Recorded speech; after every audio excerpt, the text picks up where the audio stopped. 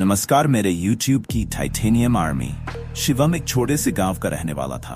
वह हर रात अपने खेतों की देखभाल करने जाता था।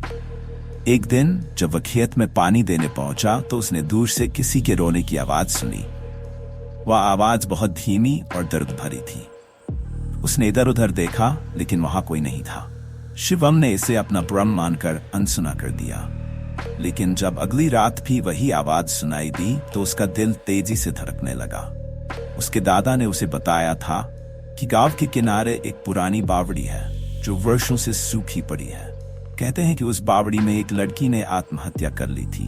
तभी से वह बावड़ी शापित मानी जाती थी और गांव वाले रात को उस तरफ नहीं जाते थे। शिवम ने सोचा कि हो न हो ये आवाजें उसी बावड़ी की ओर से आ रही हैं। जिज्ञासा ने उसके डर को हराया और वह अगली रात अकेले बावड़ी की ओर बढ़ गया।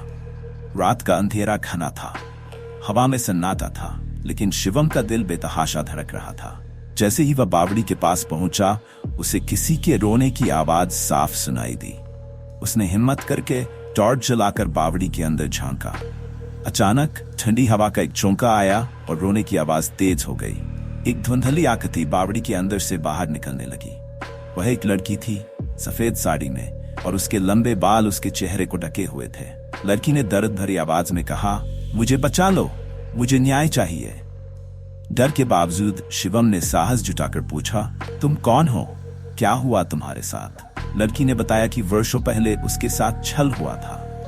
गांव के कुछ लोगों ने उसे मारकर बावड़ी में फेंक दिया था। उसकी आत्मा शांति नहीं पा रही थी क्योंकि उसके अपराधियों को सजा नहीं मिली थी।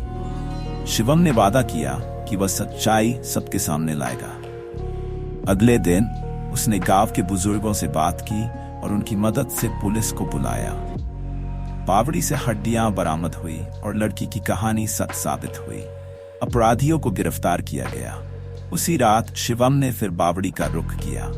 इस बार वह रोने की आवाज नहीं सुन सकता था।